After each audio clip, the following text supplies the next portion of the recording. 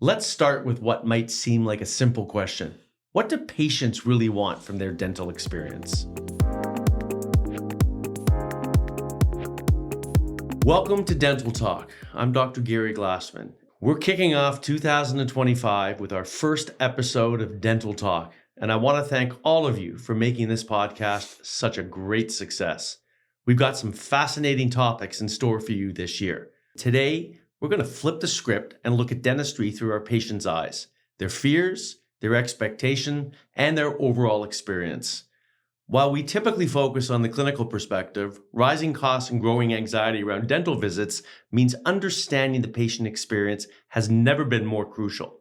In this episode, we'll see how modern dental organizations are making dental care more accessible and centered on what matters the most to our patients. Joining us today is Martin Fecko, Chief Marketing Officer at Dentalcorp. Martin brings a unique perspective to dentistry, combining deep expertise in customer experience with a passion for healthcare transformation. As CMO of Canada's largest dental network, Martin has been instrumental in advancing how we think about patient experience and accessibility in dentistry. Under his leadership, Dentalcorp has pioneered new approaches to patient satisfaction, measurement and enhancement, including the implementation of Net Promoter Score, better known as NPS, across their network. Martin's background in customer-centric industries has helped bring fresh insights to dental care delivery, and today he'll share his perspectives on what truly matters to patients and how practices can better serve their communities. Martin, welcome to Dental Talk. Appreciate it, Gary. Let's understand patient psychology. What are the main barriers preventing patients from seeking dental care? It's really two things. It's fear and anxiety. And the actual fear and anxiety stems from two things primarily. Fear of like the actual procedure, fear of pain, but also fear of cost, fear of the unknown, fear that you're going to get hit with another issue that you didn't anticipate and that snowball effect. So those two things haven't changed really. And what are some of the things that go into patient consideration when looking for a new dental provider, whether it's a dentist, a hygienist? Sure. Yeah. So I think it's important that we sort of ground ourselves on like, what are the three primary reasons why folks find a new dentist, right? The first one is going to be a change in residency. So like you've moved, obviously. Second is going to be a change in job location, right? So I think over COVID, that was really the two primary reasons and why we saw such tremendous movement at that time. But the third is going to be quality of care. So you're not happy. You're not happy with the practice you've been going to. And that unhappiness can stem from a whole mirror of reasons. It could be poor quality of the work, rude staff, frequent cancellations, not respecting your time, right? You're always waiting in the waiting room longer than you're supposed to be. It can be overcharging or lack of transparency about price. So there's actually a lot of reasons why you might be unhappy. Outside of that, I'd say the biggest change in the last 5 years has been sort of the reliance or dependency on like reviews, like Google reviews. And that has increasingly been playing a much bigger role in that patient consideration. And it's not just the actual rating, it's how many reviews the practice received, how recent they are. But the most important, based on what we've seen, is actually how the practice responds to those reviews, both good and the bad ones. And practices that typically respond only to positive reviews, which means you're basically ignoring the bad ones, can typically see that their like growth rate, revenue are typically 10 to 15% lower because than those that are proactively responding to both. And that stems from sort of a subconscious ignoring of anyone who maybe hasn't had a great experience.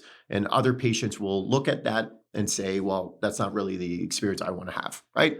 Outside of these reasons, last, I think, is going to be cost. Cost primarily around core treatments, cleaning, checkups, assignment versus non-assignment, right? When you're accepting insurance, availability, right? How far out are they booking? And then working hours, right? Are they closed after 5 p.m. or on the weekends?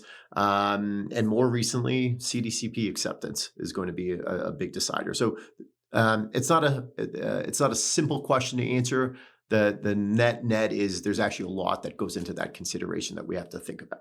Well, with respect to patient reviews, it's very interesting that you said, not just responding to the good reviews, but also responding to the bad reviews. What's the best way to handle a bad review? Yeah, so I think the first reason is like think about the psychology. We're all consumers in some respects, right? In different industries, you want to feel heard, you want to feel acknowledged. Things didn't go the right way, so I think the first thing is acknowledgement. When you don't even feel acknowledged, you don't feel heard. That's where that relationship starts to sort of fall off a cliff. So acknowledging it, then pick up the phone, call the patient, like try to get the root cause, try to understand what went sideways. Then more importantly, try to correct it. I think one of the most critical things you can do is, assuming you've corrected it, 8 out of 10 patients will take down a negative review after you've addressed the issue. So ask them, like, are you feeling good now? Are we in a good place?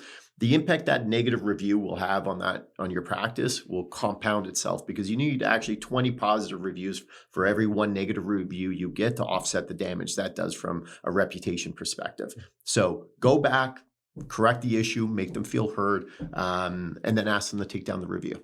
Interesting. And it's not usually bad work that causes negative reviews. It's usually the communication that usually falters. It can be a misunderstanding. It can be the price, that there was other work associated with the initial work that they weren't aware of. There's a whole myriad of reasons, but the net is you just want to make sure that you acknowledge them and you try to remediate it.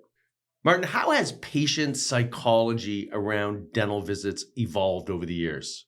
Yeah, I think it's actually a balance between like convenience, like just make it easy, and what we like to say like frictionless. But it's also sort of that personal touch, which I don't think has changed a lot, right? And it's those things around like talking to someone, being greeted, knowing them by name, knowing who you are. Like we forget that going to the dentist is still very much a like intrusive personal thing, right? And patients are in a vulnerable position, and they're putting their trust in someone. So I think we can't treat it like you're taking your car to the mechanic, right? And where it's like very transactional. The secret sauce is make it easy, but put them at ease at the same time. So I think ultimately that first visit is almost like a first date, and it will either make or break the relationship over the long term, right? So if it goes well, they're going to come back. If it doesn't, almost zero chance that they're going to return. So I think it's really super important that we're making sure the little things are done well and establishing that trust, really upfront in that relationship. It's interesting too, once the dental visit's over, what we do in our office, which we find very effective, again, giving that personal approach, is we make comfort calls to our patients at night. Yep. After we've done a procedure, no matter how, aggressive the procedure was, like a surgical procedure, Sure. where there was a simple cavity preparation, we always call them later and ask them how they were and how their experience was. Yep. And it's amazing the response we get, because the response usually is, wow, a health professional, a doctor never actually called me to see how I am the next day or that evening. And it shows that you care and that you're thinking about them. And that actually, in many respects, goes longer and farther than anything else. Digital technology, it's taken the world by storm, and dentistry is no different. There's been a digital transformation in patient experience, communication preferences, and expectations. How has the definition of good service changed in dentistry? Sure. Well, so good service used to simply refer to the actual quality of like the dental work done, right? The cleaning, the checkup, the filling. I think that's actually considered table stakes now. I think patients expect that the quality is always going to be there. So it's all the other things that make up like an amazing customer experience, right? That patients are used to receiving in maybe other verticals, under industries or other services of their lives, right? So let me give you a couple examples. You think about Amazon disrupting, right, the retail space and this sort of expectation of same day, next day delivery. Think about the convenience of being able to meet somebody and go out on a date without ever leaving your house, and you can swipe left or right on your preference, right? I think the premise of being able to get a ride within minutes, all of that changed through technology. And I think what's starting to happen is some of those expectations are starting to bleed into the dental category. And the quality of care is sort of that non-negotiable and not really a differentiator anymore. I think the ability to deliver on all the other patient experiences that, in the dental category that's still maturing is going to be sort of key. I think everything from making it easy to find a dentist, of course we have HelloDent, to booking a dentist, to always picking up the phone, to having AI receptionists when you can't, to real-time online bookings, to appointment reminders, and getting those through text or email versus having somebody literally like still calling me to tell me, to making it easy to get there, right? So I think things like native integration into your calendar, native integration into your maps on your phone on how do I actually get there, to everything from the check-in process and any forms I have to fill out. Like I can do that in advance. You can send me, I can scan a QR code. All of those things go into the mix. So what we try to do is think about all of those points of going to the dentist and how do we remove the friction from all of them and make them more in line with what they would expect in other industries or other verticals. Yeah, it's amazing. The term frictionless dentistry is so important, paramount with how we gain that maximum experience, that pleasant experience for the patient. The less hassle, the better experience you're going to have. Absolutely. So what touch points matter most to patients? So I think one of the things that whenever I talk about this topic is that we can't forget is like 90% of how a patient feels about their visit is still going to come down to how you made them feel in the clinic, right? So the interaction with the receptionist, the interaction with the DA or the hygienist, the interaction with the dentist, all of the tools and capabilities in the world are not going to make up for making someone feel horrible about themselves or not respecting their time or being lied to. So I think, what I always try to sort of double down on is the tools and capabilities removes the friction and makes it like easier, but you don't remove the accountability that like at the end of the day, how they leave is ultimately going to be dictated by the interaction that you had. I think how you handle things when things go wrong is always going to be sort of a point of differentiation. So things will go wrong. I think that's what we always have to acknowledge. Things can go wrong. And it's more about how you respond to them, how you own them, how you try to correct them. And that's ultimately when we talk about like promoters versus detractors. That's how you're going to get promoter type patients that are going to refer you to other people because of how you responded if and when something went sideways. Yeah, what's interesting, once you get into the patient's chair and the doctor starts to talk, or the hygienist starts to talk, or the assistant, I find what one of the greatest tools is just by listening to the patient. I think we're very quick to put the patient back and start tapping on teeth and probing gums without actually listening to the patient's main concerns. And it's interesting, fun fact is that it takes between 8 and 10 seconds before someone interjects their own opinion while someone's talking, rather than actually sitting back and listening to them, because you can gain so much information, not only into what their problem is that they came with, but what the personality is like of that particular patient. Absolutely. So how do you balance high tech and high touch approaches? Yeah, so I think I touched on the importance of high touch, right? I think high tech has a role in making things easier, faster, more efficient, more convenient. But its role is not to replace or remove high touch, right? Like I think they're meant to be complementary, and I think we always have to make sure that that's there. Like, look, at the end of the day, we're human, and again, going to the dentist is a very personal, intrusive, potentially emotional journey that's going to be grounded in real human relationships. So that only gets solidified through trust. Technology is never going to play the role of like building that trust on its own. I think. Why don't I give you an example? So I talked about, the importance of answering the phone, right? Because the relationship can't even start if no one's there to answer the phone. But there's a lot of scenarios where the phone doesn't get answered, whether, the front desk is busy or prospective patients are calling when the practice is closed. That human interaction can't happen in that precise moment. But, a prospective lead of a patient wants that initial sort of connection point.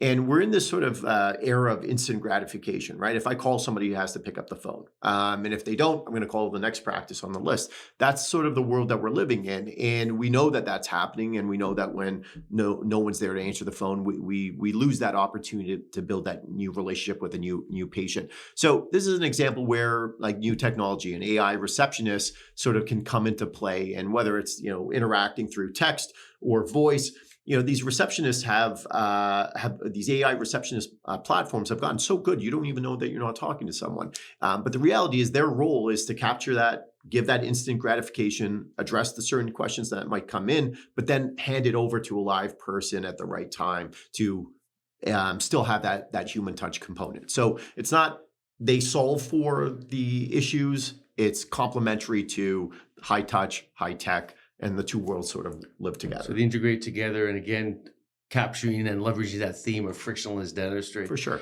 Here's a burning question that I've always had, and I know some people ask: how many rings is an acceptable ring before the phone gets answered? So I personally think it's 2, right? Anything after 2, 3 starts to feel like it's not going to happen, and the confidence level weeds away. I think the practices that do this the best is, and it's this model of like, it's not my job, but it's my problem, where answering the phone is not the front desk's responsibility only. It rings once, they can't answer it. Second ring, next closest person, whether it's a DA, a hygienist, 3 times, the dentist goes and picks up the phone. It's that premise that like that phone is the relationship. Right. And so figuring out ways where that accountability to like nurture those relationships are paramount. I think those are the practices that excel the best. Interesting. All right, let's sort of switch gears a little bit and transition. Let's talk about accessibility solutions. One of the most significant changes in Canadian dentistry has been the rollout of the Canadian Dental Care Plan, so CDCP this past year. It's unlocked access to dental care for Canadians where costs had previously been like a major barrier. So I think, during the CDCP rollout, we made a real point to help out our providers understand how to enroll, help the staff get ramped up on how to process claims, and even help build awareness to make it easy for CDCP providers to see patients through the HelloDent platform. And because of this, our practices have, over-indexed on seeing their respective share of new CDCP patients right across Canada. So I think we've done a really good job there. I think there's also opportunities or scenarios where cost of dental services get in the way. And sometimes these are planned, sometimes they're unplanned, both for aesthetic reasons as well as for oral health reasons. And this could be anything from implants to aligners, right? Typically the higher priced sort of services. And we know that making it easier to pay for these more costly services is needed. So we actually also offer financing options at like a lot of our practices within our network. I think the last thing is also just going to be around, accepting insurance. It's core to our business. And when I talk about frictionless, it's also the process of accepting, processing insurance. It's not always a seamless process, right? So, we also know that patients prefer not to be out of pocket as much as possible. So the vast majority of our practices operate under, an assignment versus non-assignment basis where, the dental plan provider pays the dental office directly. So the patient isn't out of pocket themselves while they're waiting to sort of recoup. And those are those little things that just go a really long way, especially in the economic time that we're in. Every dollar matters, and those are some of the things that we're doing. Some of the misconceptions among patients, and it's a narrative that we have to have in order to explain to our patients. They think it's with the CDC plan that it's free dentistry. Yep. And there's different levels of eligibility. There's co-payments, there's balance billing. Can you explain the difference between the different levels, the co-payments and the balance billing? Yeah, concept? so I think that is a good point, right? So in many respects, right, there's fee guidance around what the CDCP will cover. There's also eligibility differences depending on where you fall, right? So depending on your household income, your coverage is going to vary. Also, the other thing is going to be there's certain coverage percentages against certain procedures. And then at the end of the day, the practice also still can charge what they will. And if they charge obviously above that fee guidance, then that individual ultimately still needs to pay that difference, whether it's because of your eligibility on what they are going to cover or what the practice or provider charges for an actual visit. So I think it's really important. There's a lot of nuances to it, right? But that's generally the premise of it, is that it's not free, right? There's also an expectation that there will be an out-of-pocket expense, and that is contingent on a lot of different variables. Right. And we have different narratives, different FAQs, different ways to approach that. So dental practices are equipped for it, especially our practices are fully equipped to address all questions related to that. Our ability to reset expectations and still deliver an amazing patient experience is sort of that secret, or rather that sweet spot. And how do we as an organization address different patient demographic needs? Yeah, so I think one of the things we need to recognize as a gap in the Canadian market is that it hasn't actually been very easy to find like the ideal dentist. And outside of like looking for, or searching, dentist near me through Google, the process of going from website to website, right? Trying to sort of gauge what services somebody offers, calling around different dental offices, and many practices, ironically enough, don't even have a digital footprint. They don't even have a website. So how do you go through that process of really figuring out where I'm supposed to go or who I need to see? So it's a really lengthy process that we've really sort of tried to address. So we have HelloDent, which is basically an aggregator of our network, but we try to capture as many of those things that might go into the ideal search for the dental provider, whether it's dentures, implants, CDCP acceptance, Invisalign, children's dental services. We've made it really easy to find the right dentist based on the right need. We use location. We give you a sneak peek into each office, right? We've got pictures of every office, interior, exterior, what it looks like, who works there, right? So you can get a feel for the staff, hours of operation, ratings, right? So we're trying to give you everything that you ultimately need to decide whether or not that is the practice that you want to go to. But we want to actually go further than that, right? I think a lot of what we heard has been around a greater level of personalization. So the ability to select, I just want to be seen by a male or a female provider, or I want to find someone with my cultural background because I can communicate better with them, as well as accessibility needs. So the net, there's still a lot more to come, and this is evolving. But the great thing is we've got a great platform to build off of that has already set us up to help deliver on that. With respect to future patient care, the emerging trends in patient experience, predictions for the next 5 years, innovations in accessibilities, what's the next in the patient experience evolution?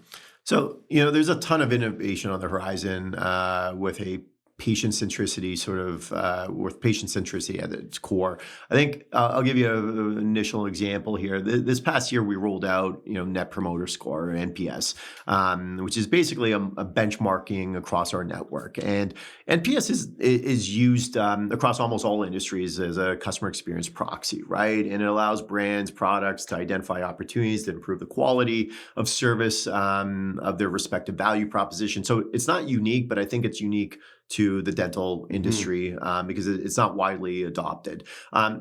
Basically, this essentially allows us and all of our practices in our network to benchmark how they're doing year over year, how they're doing with the patient experience, and perhaps whether they're improving things or maybe taking a step back, right? So I think that's the key thing here is that it allows our practices to get a pulse of how they're doing against themselves, but also against the industry benchmark, as well as other practices within their region. So what's really unique is how we're measuring it. And it sort of complements a lot of what I've been talking about. The first thing we measure is warmth. So all of the things that go into those high touch emotional sort of levers that we talked about, but it essentially encapsulates how did I make the patient feel, right? So we've got a whole series of questions that touch on warmth. The second sort of major piece is going to be quality of care. So that's the actual dental and like hygiene work that was done. The third is going to be on frictionless care. So how easy or hard was it to be seen, to book, to find the dentist, to visit, to leave? So we try to break these down, and because they're the same consistent questions being asked across the network at every practice, you get a real fair sort of proxy on how practices are doing across that core set. So NPS as a tool really helps all the practices in our network identify root issues and work with their respective teams to make the patient experience a lot better. I think there's a saying that I have, I've shared this with teams in the past that, you'll always win every race you run by yourself. Right. And what that basically means is if you don't measure yourself to others, how do you know if you're really winning? Mm-hmm. Right. And I think that's really critical because it's been a real blind spot for some in the industry because, you do something a certain way years and years and years, you just assume you must be good at it. And until you sort of pull the sheets back and compare yourself, you really don't really you don't really know at the end of the day, right? So this is one of the main reasons why we're also launching a capability imminently where we'll be able to use AI-based platforms that are essentially going to conduct a competitive benchmarking across hundreds of categories using Google reviews. So Google reviews are free form text, right? You can write a review and write whatever you want. So it's really hard to use that to say, am I doing well or am I doing not so well? So when you leave a review, there's no guardrails on categories or how you did on certain things. So the platform we're launching is essentially going to read and categorize every single review left, not only for your practice, but also all of your competitors. So what it will do is essentially spit out, and we can do this based on whatever geographic area, 5 kilometers, 10 kilometers, and it's going to spit out a SWOT type scorecard, strengths, weaknesses, opportunities, threats. And it's basically going to tell our practices, what are they doing really well, where they might be a little bit behind, where there are opportunities to lean in even more, but more importantly, what needs immediate action, right? And so shedding light on all of this is really something that hasn't happened in this industry, and certainly not in the dental category. So it's super exciting, and it's the starting point to creating consistent, amazing patient experiences. But in order to do that, it really requires you to identify and benchmark and really know how you're doing. So we are in a technology-driven society with respect to every industry that we're in. How will technology shape patient expectations? Yeah, so I think AI is going to be a game changer for patients in the dental space over the short and medium term horizon. I think there's a lot of innovation coming down the pipe that are going to really create a different patient experience and outcome. I think we just announced our partnership with Vidya Health, right? Vidya Health brings AI to the dental chair. It helps dental clinics provide, better care, better, stronger relationships, accelerate practice performance. But being able to catch missed opportunities, being able to visually show patients problem areas so that they can see it firsthand, understand them, be in a position to make an informed decision to proceed or not proceed with like oral work, right? It's an absolute game changer for the patient. Remember, one of the key components of the dental sort of relationship is trust, and having AI scanning now unlocks that ability to bring, the patient along the journey of their oral health that in many respects was not possible, right? So it's a really, really exciting time. Yeah, so AI technology is amazing. I find it's just really a second opinion, especially when we're so busy in our practices. And often we're pigeonholed into looking at one thing or focused on one aspect of their treatment plan. And we often, like you said, miss things. So this is an opportunity to bring us back and not miss things and go over things to be a little bit more thorough. Absolutely.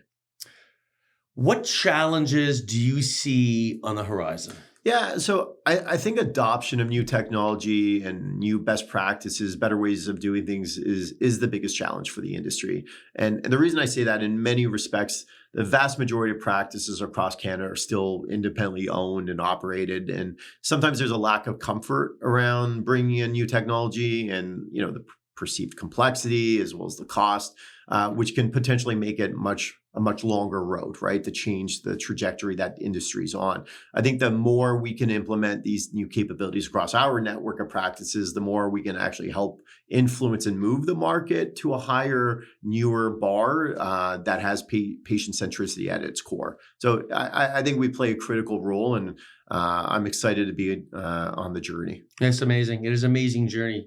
Martin, CMO for Dentalcorp, thanks for being on Dental Talk. I appreciate it, Gary.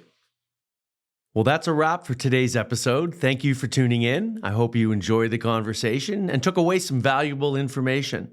If you liked what you heard, be sure to subscribe and share with a friend or colleague. And if you have any questions, comments, or suggestions for future episodes, feel free to drop them in the comments section below. We would love to hear from you. Until next time, take care and stay curious. See you in the next episode.